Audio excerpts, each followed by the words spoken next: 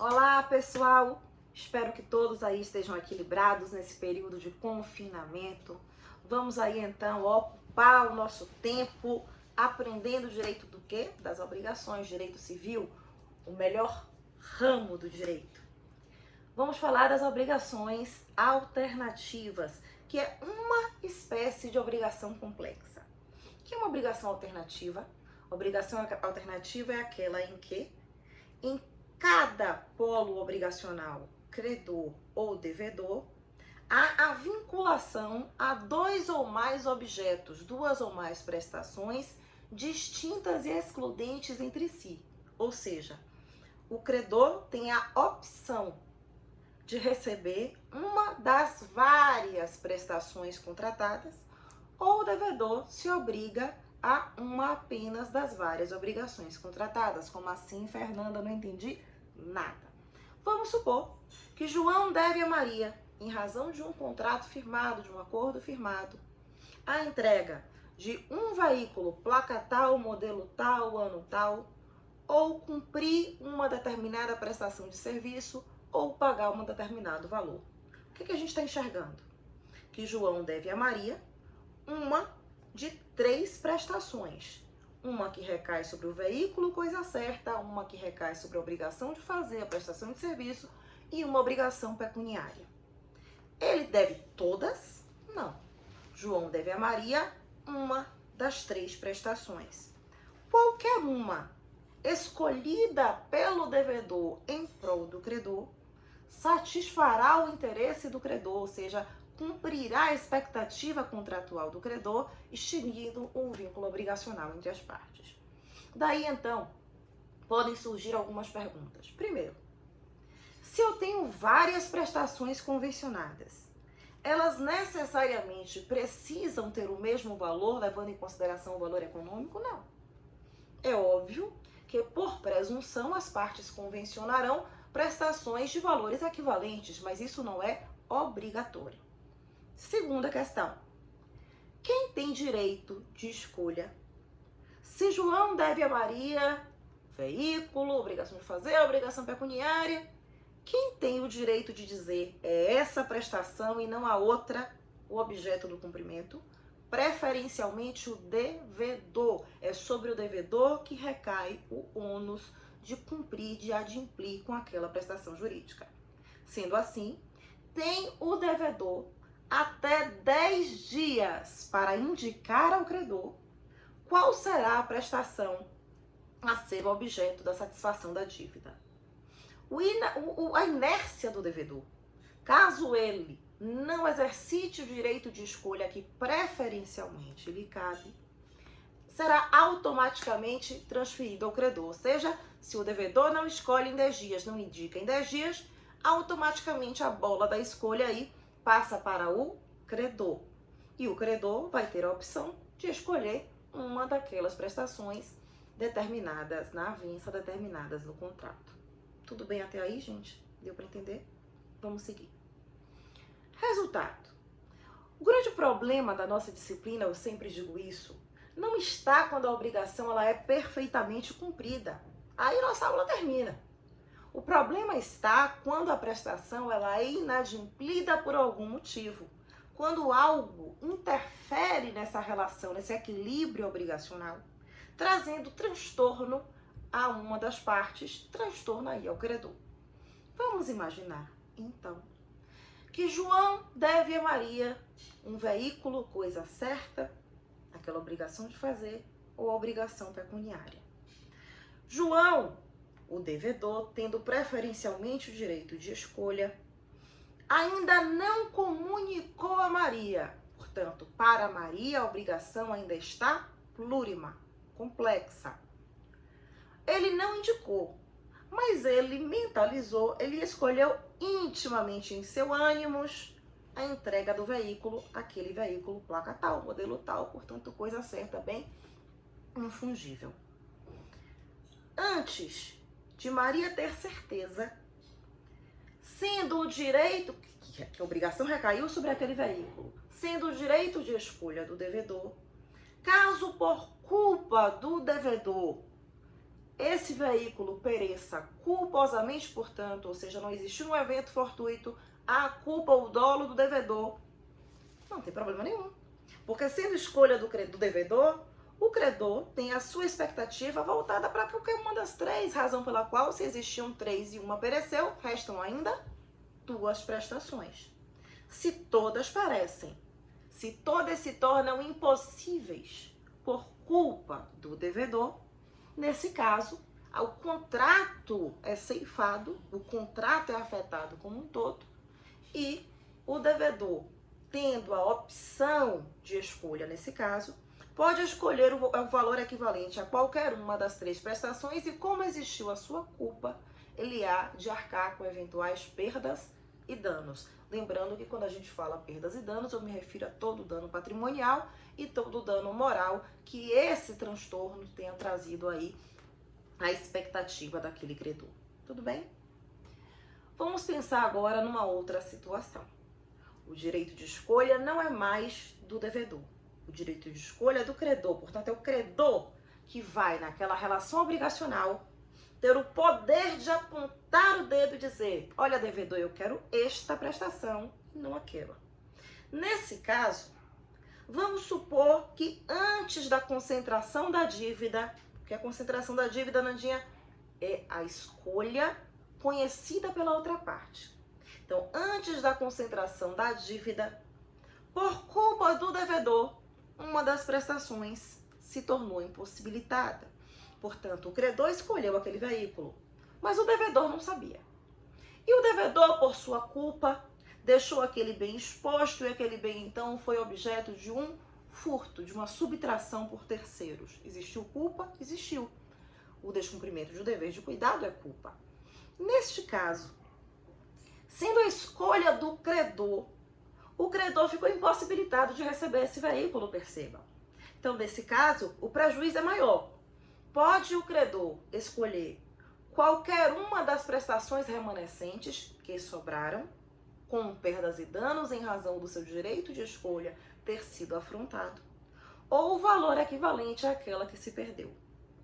Se todas se impossibilitaram por culpa do devedor, cabe ao credor indicar o valor equivalente a que mais lhe interessa, cabendo ao devedor suportar as perdas e danos proporcionais ao prejuízo. Mas a gente já falou em culpa.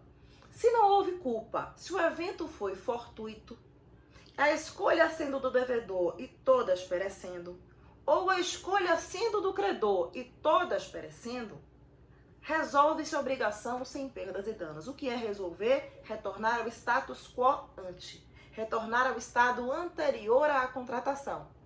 Ou seja, nem eu te ligo, nem você me telefona, cada um vai para o seu lado, o credor vai assumir o seu próprio prejuízo. Se ele pagou algo por aquela prestação, obviamente ele vai ser ressarcido, senão vai existir um enriquecimento injustificado.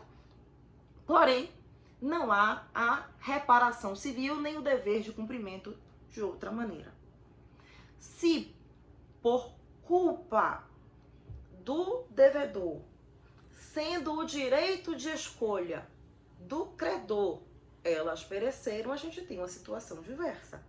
A obrigação vai recair sobre qualquer uma com perdas e danos. Portanto, a ausência de culpa do devedor na obrigação alternativa, a ausência de culpa do devedor na obrigação, sendo ela a escolha do credor ou do devedor, isenta o devedor de suportar o ônus do adimplemento e das perdas e danos. Tudo bem? Vamos agora para o segundo bloco. Vamos falar aí sobre as obrigações facultativas. As obrigações facultativas não são previstas no nosso Código Civil. Elas derivam de uma construção jurisprudencial, de uma construção doutrinária, e nós precisamos ter muito cuidado para não atrapalhar a obrigação alternativa com a obrigação facultativa. Mas já no próximo bloco eu vou dar a dica para que você não se perca numa eventual questão que envolva esse tipo de problema.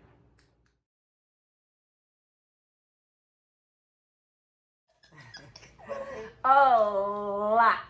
Voltamos para falar agora das obrigações facultativas. Gente, nesse período de coronavírus, a gente tem que olhar, ó, se tá aparecendo no videoaula os fios de cabelo branco. Não, não estão, né? Se a gente está numa situação adequada, inclusive apresentava para gravar uma videoaula para vocês, porque estamos completamente confinadas em casa. Mas é isso que a gente tem que fazer, ficarmos aí, ó, em confinamento para evitar a propagação dos vírus, desse vírus, principalmente para aqueles que são mais vulneráveis, não é isso? E enquanto isso, para a gente não enlouquecer, surtar e engordar, vamos estudar. E estudar o quê? Delícia de Nandinha, obrigações facultativas. Falamos há pouco das alternativas e agora das facultativas, que são reguladas pela doutrina e pela jurisprudência, porque, volto a dizer, não há uma previsão legal, não há uma previsão normativa no Código Civil sobre essa modalidade obrigacional. Qual é o ponto de interseção? Ou seja, onde é que existe a identificação entre a obrigação alternativa e a obrigação facultativa? Como eu disse para vocês, tanto a obrigação alternativa quanto a obrigação facultativa são obrigações plurimas, ou seja, há uma multiplicidade de objetos no eixo obrigacional, trazendo ao devedor e ao credor a vinculação a apenas uma dessas prestações. Portanto, eu tenho duas ou mais prestações e a vinculação das partes a apenas uma delas. Qual é a grande diferença? Na obrigação facultativa, eu tenho no eixo obrigacional principal uma prestação e no eixo obrigacional acessório outra prestação. Portanto, há uma obrigação principal, é aquela que vincula primariamente as partes, e há uma obrigação secundária, uma obrigação subsidiária e, portanto, acessória. Vamos imaginar então o seguinte exemplo. Eu devo à professora Tuane a entrega de um determinado aparelho de filmagem da marca tal, modelo tal. Ponto. Essa é a obrigação. Acessoriamente, secundariamente, subsidiariamente, convencionamos que eu posso adimplir com um valor X determinado, R$3.000, vamos lá. Então, eu tenho uma obrigação principal de dar coisa certa e tenho uma obrigação acessória, que no exemplo foi uma obrigação pecuniária, mas poderia ser uma prestação de serviço, uma outra obrigação de dar coisa certa, coisa incerta, isso não é importante, tá? A opção de escolha é aí que está o grande problema da ausência da previsão normativa. Para parte da doutrina, a obrigação principal deve vincular o devedor, ou seja, o devedor não tem escolha. Ele precisa cumprir com aquela principal e apenas a acessória, se houver impossibilidade da principal. Portanto, se a principal se inviabilizar, com ou sem culpa do devedor, ele tem a possibilidade de cumprir com a acessória, ok? Para a parte, outra parte da doutrina, é como se fosse uma obrigação alternativa. O devedor tem o direito de optar entre a principal e a secundária, o que, a meu ver, descaracteriza o caráter facultativo, já que você dá ao devedor a opção de escolha. Uma coisa que vocês não podem jamais esquecer na obrigação facultativa: o credor não pode exigir do devedor a prestação secundária, apenas a obrigação principal. Então, vamos imaginar aquele exemplo anterior. Devo eu, a professora Tuane, a entrega daquele aparelho de filmagem da marca X, ou um valor de R$3.000, considerando que esse valor de R$3.000 é convencionado secundariamente, portanto, como prestação facultativa acessória. Se por acaso eu, Fernanda, devedora, descumpro a obrigação, não cumpro tempestivamente, ou seja, me torno inadimplente, a professora Tuane precisa valer-se dos meios judiciais para executar esse contrato e entrar com uma ação de cobrança de dívida, por exemplo. Ela pode exigir o que nesta ação? A prestação principal, a entrega do aparelho. Por quê? porque a acessória é inexigível pelo credor. Então, a grande vantagem dela é ampliar para o devedor, a vantagem para o devedor, a possibilidade de cumprimento, seja para a parte da doutrina, como mais uma opção de escolha, o que igualaria a obrigação facultativa à alternativa com escolha do devedor, ou apenas se a principal se inviabilizasse. Qual prevalece, Fernanda? Prevalece o entendimento, que eu discordo completamente, de que a prestação facultativa traz ao devedor a possibilidade de escolha, tá certo? Mas vocês jamais podem atrapalhar a obrigação alternativa e a facultativa. Em ambas, existem duas ou mais prestações. Só que na facultativa há uma prestação principal e uma prestação acessória. Na obrigação alternativa, todas são convencionadas no mesmo patamar, todas são prestações principais. Na alternativa, existe a possibilidade de cobrança por parte do credor, ou seja, de concentração da dívida, escolha da prestação por parte do credor, se o devedor não escolhe ou se as partes já convencionam que a escolha é do credor desde o início. Na obrigação facultativa, o direito de escolha do credor não existe, não é considerado. Uma dica que eu sempre dou a vocês em sala de aula é, pessoal, na dúvida, desenha. Desenha os personagens, desenha as prestações, torna a questão visual, se apropriem do exemplo, se apropriem dos dados fornecidos, das datas, puxem setinha e coloquem aí, ó, coisa certa, coisa incerta, solidária, indivisível, porque a possibilidade da própria questão lhe induzir a erro, ela vai ser minimizada, porque você vai tornar a questão visível. Não se precipitem, não partam do pressuposto de que todas as afirmativas da questão, todas as informações dadas são automaticamente captadas. Vocês podem ser induzidos a erro e errar, por exemplo, numa questão de múltipla escolha.